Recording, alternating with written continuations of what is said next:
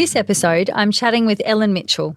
Ellen is the Regional Community Coordinator for HeartKids here in South Australia. Ellen is also a heart mum and active in the CHD community with attending regional clinics, facilitating events and connecting with peers. I think that's important to keep their memories alive, and we do that when we have these events and we honour their families, and it's just such a cathartic thing to see joy in the journey, and that's what you get at these events. Is even if there's a sadness in remembering, there's so much joy as well. Before we begin, we'd like to acknowledge that we're recording on the traditional country of the Kaurna people of the Adelaide Plains. We pay respects to elders past, present and emerging. We pass that respect to any Aboriginal or Torres Strait Islander listeners. So, a very warm welcome to you, Ellen. Where are you joining us from today? Thanks, Sami. I'm joining you today from Mount Gambier, where I have attended today's cardiac clinic here at the hospital. Okay, great. How many times is that? Every so many months, or how many times a year is the clinic held down in Mount Gambier? They have a clinic quarterly, so generally we'll attend 4 times a year. Okay, great. That must be really nice for our regional HeartKids community. So, Ellen, I'd love the listeners to get to know a little bit about you. So, you're a mum of 3 and you have a heart kid, Max, but Max is also a twin. So, at what point in your journey did you receive your diagnosis? Was it in utero or was it after you gave birth to the twins? Yeah, so because we were pregnant with twins, we were having regular and early scans. So we found out when I was 16 weeks pregnant that there was an issue with twin B's heart, and they at the time said it was transposition of the great arteries. And then a few weeks later, we had the 20-week scan and they had a more detailed scan, and he was then diagnosed with Tau-6 anomaly and transposition of the great arteries. Wow, Ellen, that is a lot. That is a lot to take on board when you're realistically, you've only just got out of that first trimester. You're probably still coming to terms with having twins. Yeah, I think it definitely was a real shock. Like, you're just in total disbelief that these things happen. And I just remember like having a million questions running through my head, but not being able to string a single sentence together. There's just a lot to process. And I think we then had another 20 weeks of that kind of hanging over our heads of what that would be like and how he would come out of it. And I suppose, do you think there's, when majority of people fall pregnant, it's quite, they talk about that blissful pregnancy and that sort of baby moon period and everything. And I suppose wham, smack bam, in the middle of this baby moon, you're given the diagnosis. Was there a bit of a mourning period too, knowing that there were twins and one was considerably unwell in comparison to the other? Oh, yeah, absolutely. I think that whole end of pregnancy was just, there was a dark cloud. My husband and I were both happy, but incredibly sad as well, and it altered how we did things in the pregnancy. Like, we hadn't planned on finding out the gender, but once we had that diagnosis, for me, it was like I wanted to know him sooner. So by finding out his gender, I could start to know him sooner. And my husband in particular was so worried about, would he miss out and how different his life might be compared to his brothers. We were mourning all of that unknown, and we were also really terrified, like the prospect of coming home with a baby with a heart defect. And that was incredibly scary. I remember saying to my husband, I can't take home a sick child. And we were terrified until we saw him. And when you see them, I think for us, it changed. It was like, okay, he's living, breathing. Yeah. He's going to be okay. Yeah. Yeah. I relate to Ellen, obviously not with having twins, but getting diagnosed in utero and knowing that more than likely that was our last pregnancy. We'd already had 2 very healthy girls. We felt very, very blessed, but I really relate, and I'm sure there's many people listening to the podcast who will relate, but it's that almost most people are elated when their baby comes out. And I think probably for you and I don't want to put words into your mouth, but you almost hold your breath because you're not quite sure. Oh, yeah, absolutely. What's going to happen. So, yeah, thank you for sharing. Thank you for sharing and being so open with your feelings. So then obviously when was the next steps for you? So obviously you know he's got TGA. Like you said, you've got to take home. Sorry, we haven't given them names. It's Leo and Max, beautiful Leo and Max. So you've got to bring home Leo and Max together, and Max has got TGA and this anomaly.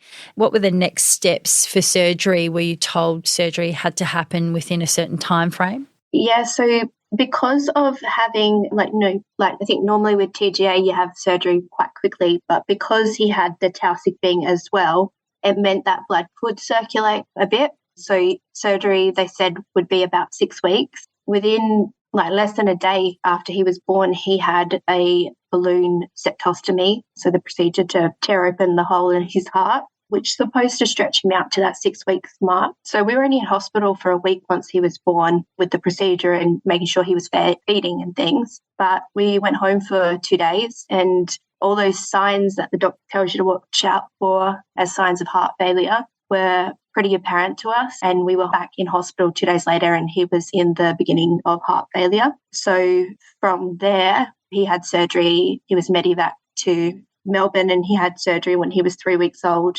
It was supposed to be a staged procedure, but because he actually at the time had rhinovirus and RSV, and he was only 2.5 kilos, so he was teeny tiny, and the doctor said that we just need to get it done so that he can recover and get well. He was in surgery for 13 hours, and the surgery went well, except that, after being on heart and lung bypass for so long, they couldn't get his blood to reclot. So they were trying for about 2 hours just to make his blood clot. And I remember the surgeon called to just say, surgery's done, but we need to get this happening before we can take him off heart and lungs. So, yeah, it's the longest day in the world, and it's such a surreal day. It's unbelievable.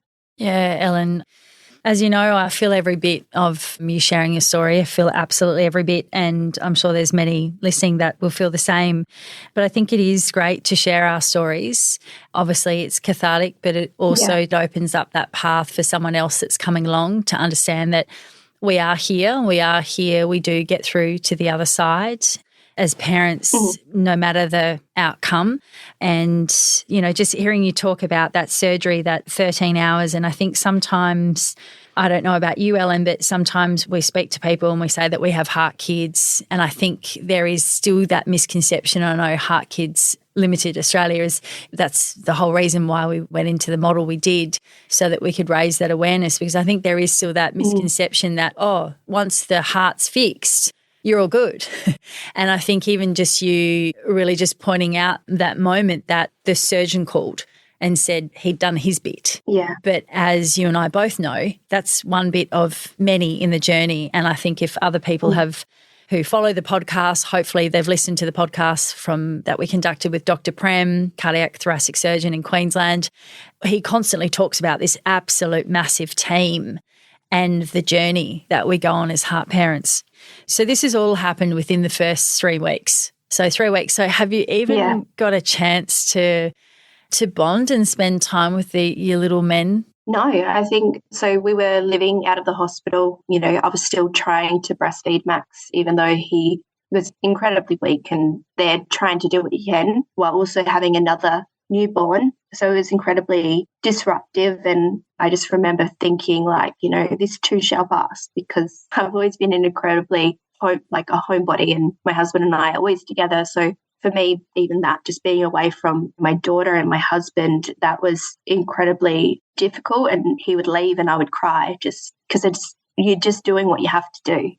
You're in survival mode. Oh, absolutely. And it's incredibly difficult to have newborns, and you kind of like the passenger, because you've got doctors and nurses telling you how to do things for this child, and what you can and can't feed him, how often you can do it, all these different things that you have no say in. You have a say, but it's very much directed by what's best for him rather than intuitively parenting. And I don't feel like Max and I really got to bond until after surgery. I think that was partly me a protection thing where I disengaged. I was there in body but not in spirit, in a sense. And that to me was something that I struggled with after, but I know now was very much a protective thing. I had an incredibly sick child, and while I thought he would be fine, I also wasn't sure he would be fine. So it was that thing where I just held back a lot until we were on the other side of things. Yeah, thank you. Thank you for sharing, Ellen. Yeah, I very much relate, and I think it's a hard thing to say as a mum and it's a hard thing to say as a parent, but I think it's really important that you've just shared that, and I completely concur with that feeling because it's so surreal. And I think your analogy of being a passenger, you have to really lean into the specialists around you and just trust the process. And like you said, it's the most furthest thing from, following your maternal instincts. Do you know what I mean? That maternal instinct, like you said, is to grab your bear cubs, take them home back into the cave, bunker down, fatten them up, so to speak, to then be in this sterile environment. So you've given birth, you've gone home for 2 days, next minute medevac, you're in Melbourne. Like you said, you're a new mum all over again, obviously having your daughter as well. But again, you're then coping with twins. One's healthy, one's not. Open heart surgery. Who do you talk to? Did you establish connections within the hospital? Talk us through that. Initially, I reached out to, because I was twin mum, I had a connection with the multiple birth, and they actually linked me up with a twin mum within the HeartKids community who has one child with CHD and one without. Wow. So that was my first kind of touch point. Yeah, it was really good because she'd been through the same thing with one healthy twin, one not. And she's someone I still chat with today. She's incredibly active in the CHD community. And it was good to see kind of she was on the other side where her boys were now growing together. And so that was, I think, my first connection really. But then within my time in Melbourne, I did go to HeartKids morning tea. And I didn't really want to participate. I wanted to be there, but I also didn't know what I wanted out of it. So I kind of sat back and I was there, but I was on the outskirts, and the support coordinator, was welcoming, but I think could read that I was an observer rather than a participant. I wasn't sure what I wanted, but I was able to speak to other families there. I remember chatting to a mum in the pumping room who was pumping and I was pumping, and her son was having heart surgery and Max was on the other side of his surgery. And just being able to talk and, share, I guess, not even just what's going on now, but our fears for the future, and talk about the inconveniences of being in hospital and just chat with someone who was also going through it. So that was really, I think, important because we had a lot of support. We had my mum flew over, and my parents lived overseas at the time, and they flew to Melbourne to be with us. And I had siblings from interstate come, and my daughter was well taken care of, and we only had to really look after the boys. But it also a lot of, them not knowing what to say to us, and them also going through it because that's their grandson or their nephew, and they were also suffering. So it's nice to talk to people who aren't within your circle but can also really relate.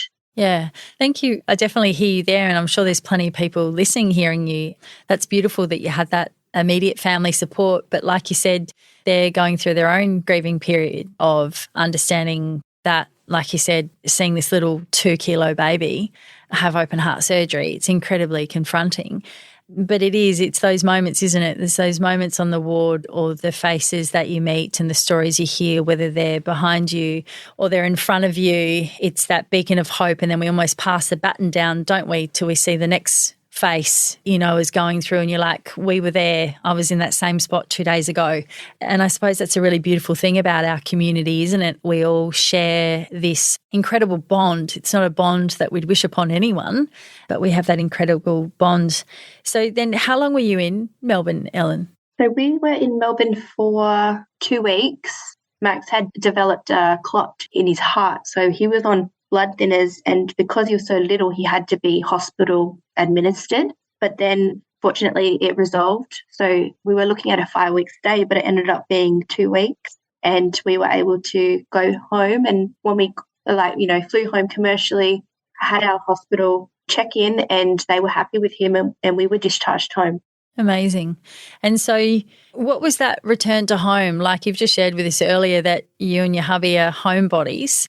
Was that almost starting that process all over again? Like it was almost like it went on pause? Like you started it, you came home for 2 days, next minute you shot over to Melbourne.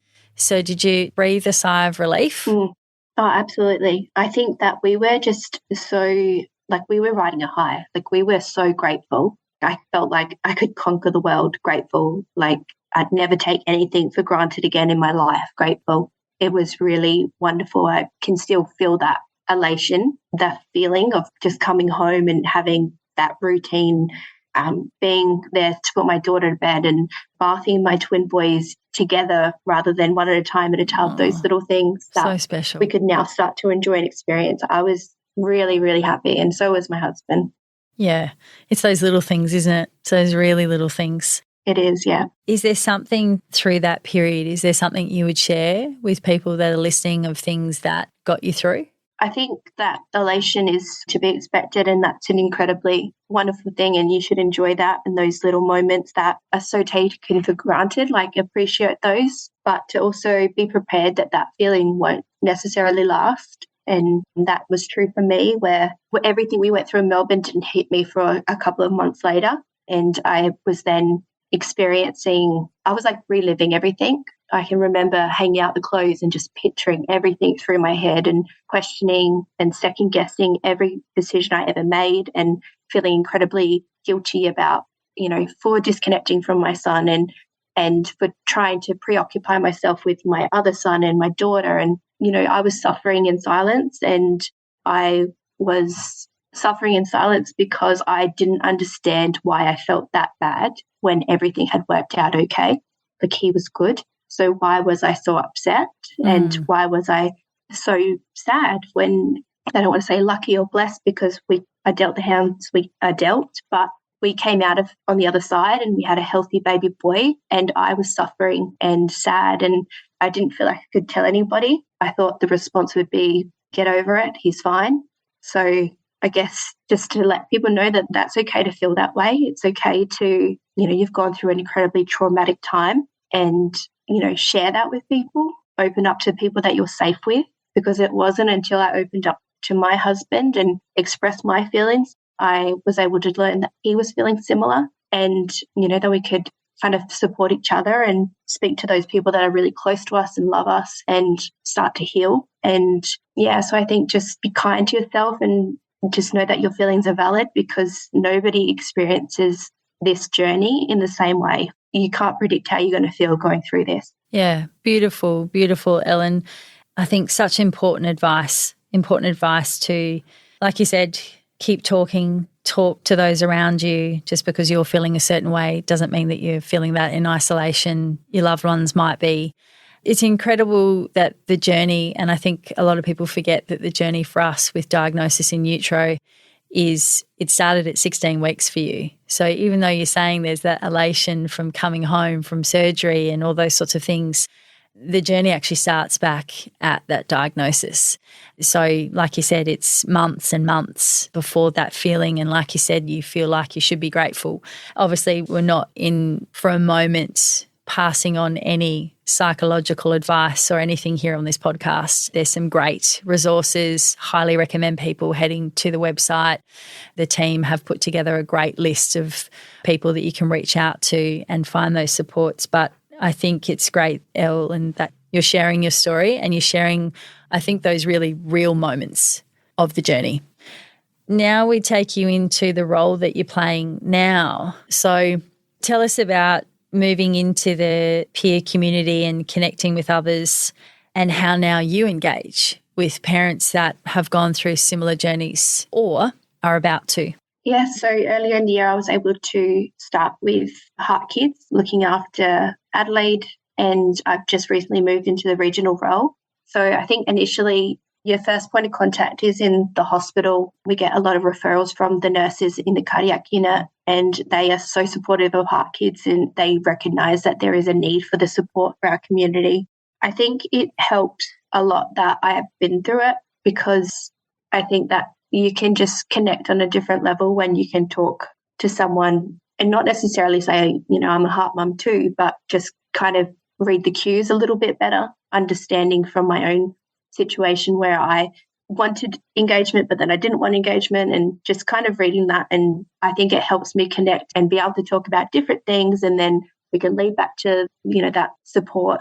I also find that so many in the community want peer support. Like, they want to talk to people who have been through it, because you want to ask the questions that you don't necessarily want to ask, that you might not think are important enough for the medical team, like the simple things like, what do I pack, or things that you might think are not important, but they're important because whatever helps you feel prepared and planned is important. I think just having different touch points helps. I think, like you were saying earlier, it's not just a surgery. There's so much involved with being on a heart journey, and there's different stages. There's, starting school and all those different experiences that I think we as parents anyway can relate to. So I think just finding common ground is really helpful in establishing that connection, and also just being a support for what they need. I have people go, just simple Google things. Like, I couldn't find this, and, have a quick Google and help them find what they're looking for, because sometimes you've got too much on your mind that you're not thinking about. It's just harder to find something simple when you've got this much more on your mind. So I think that I'm just in my role, just trying to be very flexible with what the family needs and trying to be a real support that helps lighten their load wherever I can.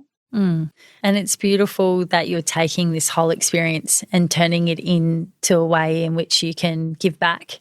And I suppose I'd love to lead into, if we can share with everyone, that your hubby works at Drake's, and those in our community, especially in South Australia and Queensland, know how much Drake's does for our community. So both you and your husband obviously are now really, how I'd like to, it's not a great expression, but, passing that baton on to help someone else. So talk us about giving back to the community. Obviously, you're doing it in the role that you do every single day, but what are the other ways in which you and your family have been giving back?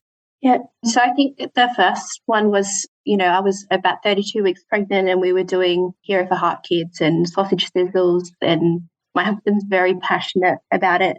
Drake obviously get behind it really well, but I think he's got this drive to really sell the most tokens and do the best at his store as he possibly can. Good on him. He loves it. We get involved, with fundraising. We've fundraised quite a bit within our community, our circle.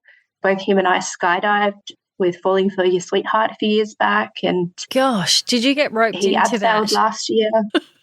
Oh, Ellen, I heard about that skydiving one, and I said, no, thank you. So good on you two. Gosh. Well, I'm abseiling for HeartKids this weekend, and I tell you, I'd rather be skydiving than abseiling down a hotel building. Yes, I did that last year. You won't be seeing me do that again. Yeah.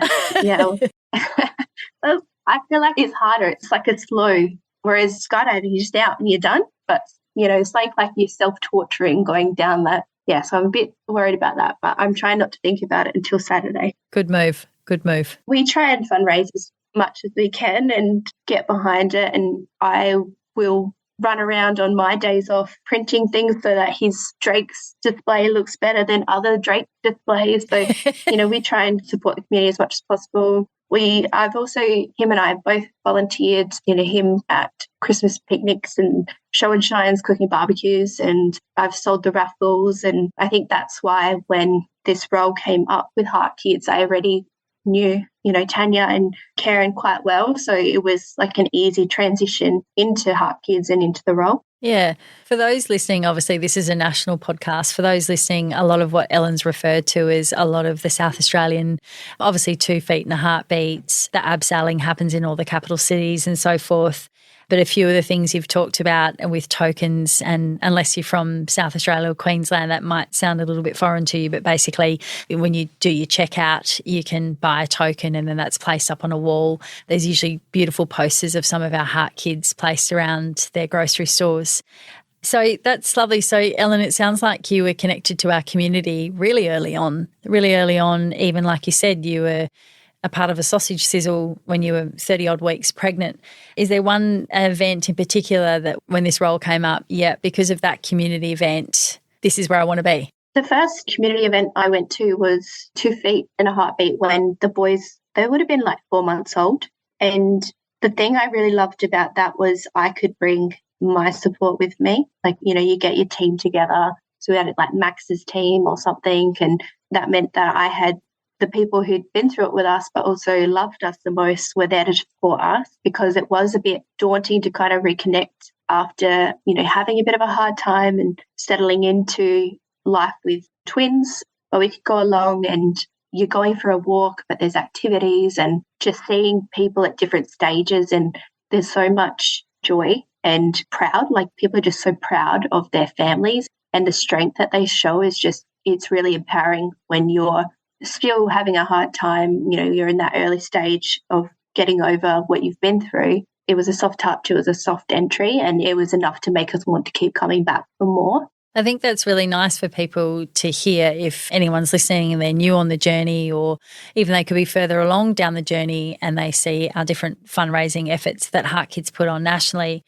And I think that's really nice what you just shared about 2 feet and a heartbeat. And I think probably I've never drawn the connection, and it's great that you just did. And that is, like you're saying, when you're in Melbourne, you had your family around you, your loved ones, and they're going on this journey too, their own journey.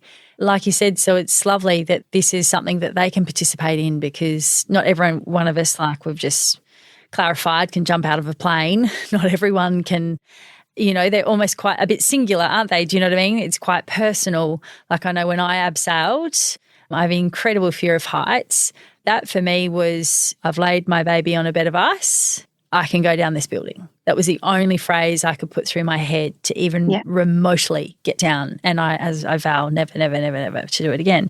But I think that's really beautiful to tie that in with 2 feet and a heartbeat, that it is for the greater family. It's their journey too. I really like that. And obviously too, it's for the families that unfortunately, which breaks my heart and I can't even talk about it, the families that don't get to bring their babies home. I think it's really beautiful that there's something that we can all come together on that journey, because like you said, that journey is very personal, very different. But I love how you brought the whole family into it, because you're right. So if there are people out there listening and they're going, okay, I've now heard Ellen's story and the journey and this beautiful family and this beautiful mum who's now giving back to heart parents here in South Australia, what would you say to them about 2 feet and a heartbeat? Like, how would you describe it to them and why it's so important for them to come along? I think it's just so important to connect with the community, even if you're not wanting to go and speak to somebody, but that connection, that seeing people in their journey and the joy that is in their journey, and just watching these heart kids running around so proud. And I've not yet met a heart kid that doesn't absolutely think, they're the bee's knees. And or they're invincible. Love that. But also being there, and, I think there's a part of you that has that survivor guilt, and you see these events where we get to honour and remember bereaved families who don't have their babies with them. And I think that's important to keep their memories alive. And we do that when we have these events and we honour their families. And it's just such a cathartic thing to see joy in the journey. And that's what you get at these events, is even if there's a sadness in remembering, there's so much joy as well. Yeah. Yeah. So I suppose if we can now take it back to the other part of your role, is obviously you're a mum, you've been on that journey, you've fundraised before even joining us as a member of the HeartKids. Obviously, you'll always be a member of the HeartKids family, like we all will, but you're now actually an employee of HeartKids. So how's this role for you now? Like, obviously you're joining us from Mount Gambier, and I suppose telling people who are listening in, so Mount Gambier is either a flight, an hour flight, or 4 hours drive? Yeah. So obviously with all of that behind you, you're now going around and providing this support into regional areas, and obviously, like you said, these quarterly clinics. What are the other regional areas that you go to? So also attend Port Augusta and Whyalla clinics, and that's also quarterly. And, we'll go to different parts, different areas, like, the Riverland or the York Peninsula, things like that. And that's generally for family catch-ups, rather than because they don't have clinics there, but, try and organise clinics. I know that we're going to have a 2 feet walk in Port Augusta and one in Moonta, which we've got heart families that are behind that, which is really wonderful. And so they're the clinics that I go to at the moment. Wherever we can get to, that's where we'll go, in stages, I suppose, because you don't realise how big South Australia is, and how far everyone is away, but we're getting out there as best we can. And even if I'm in Adelaide, I'm still available to those regional families whenever they need it. Yeah, that's amazing. And so like you were mentioning before, you can have so much on your mind and you can't even think about the basics. So is that the role you play? So if I was to come into a clinic, I'm listening now and I go, actually, I know that there's a coordinator coming to my regional area, and I suppose that would be the same for other states as well. So I can talk to you about, basically like anything. Is that how this works? Yeah, so essentially we're there to provide emotional, practical support, whether that's just listening. Some people just want to chat or hear a peer experience. It could be needing help with paperwork or allied health support, just giving them, I guess, referring them to that CHD directory and helping them navigate it as well. But also what's available in your local network is, so I think it's quite broad what we can do, I suppose. It's very dependent on the person. I've had somebody wanting to find out what research was being done in their child's specific genetic issue and being able to help them. And there's a whole range of things that I can do, I suppose, as a community support person. It's about helping them link in with the community in whatever that is. And I think that will expand as well as we attend these clinics more and as the community grows, the network grows and how we can support the community grows as well. Yeah, so it's really reaching out, being in those clinics or those areas. And I know we've interviewed Mel before on the podcast and, she's the one who's behind the helpline and social media and obviously putting together that directory that you referred to just now. So I suppose, a lot of that conversation I had with her is probably similar to you. The more we get out there, the more we hear what's needed. And then I'm assuming that we help join those dots or navigate. So where do you see the benefits coming from these peer groups and how we're travelling as a community? I think it does come back to it's not just a surgery. There's more than just a surgery involved in your heart journey. There's so much grief and trauma and that can affect children or adults. So I think that the more people you speak to, you're figuring out the different supports that's needed. You're also finding that, some of these kids need that extra support in terms of development. And we're very fortunate in South Australia to have the Early Intervention Childhood Program, which is run by our OT, Sarah. And she's helping to make sure that our HeartKids are supported and on par with their peers by the time that they start school. So that's like a weekly program. They attend for 2 terms. And if they're requiring extra support, then she can refer them through to NDIS to get support funding. So I think already in the past year, the changes within HeartKids is really reflecting our community needs. And, as support coordinators, we're getting out there as much as we can because everything that we do, we want that to be community informed. And so I think the more engagement we get with our community, the more our support will reflect what's needed in the community. So would you say, Ellen, that it's really key when people in our community see these events like 2 Feet and a Heartbeat or other things that we roll out? Do you think that that's a really it's a soft introduction to really opening up that dialogue into what's going on for them and knowing that there is actually someone really listening on the other side, and very much in your case and a lot of cases with lived experience too? Yeah, definitely. I think something like 2 Feet where you're sharing awareness of our journey to the wider public, but you're also getting an opportunity to talk to other families and, they form connections. And then we find that within South Australia, we've got, these little groups of CHD families that are connected because they're linked up at the same time in their stage. And we hear from them and we've had, them help with mental health reference groups so that we are making sure that the programs that our social work is putting out reflects the needs. So I think, coming along to these events, the 2 Feet or, family catch-ups, coming along, it doesn't have to be for a reason other than just to support you. But if there's something going on that's unique to you, and you might find that it's not necessarily unique to you and you've got that support in the community, and if there's demand, then there's definitely going to be HeartKids working behind the scenes to try and get that support in place. Wonderful, wonderful. Thank you so much, Ellen. Thank you so much for sharing your story, for fundraising, your husband, his dedication, your 3 little ones. We wish you all the best. Thank you for giving back to our community, and thank you for being the incredible person that you are with all your generosity and compassion. Thank you, Sami. Sometimes this podcast talks about some heavy things. If this brings up anything for you or someone you love, it is important to reach out for support. The HeartKids helpline provides support and guidance for anyone impacted by CHD. You can call the helpline on 1800 432 785. To access more information about CHD, as well as support from HeartKids, visit the website at heartkids.org.au. The information on this podcast is not a substitute for medical advice from your doctor or healthcare team. Always talk to your doctor about matters that affect you or your family's health.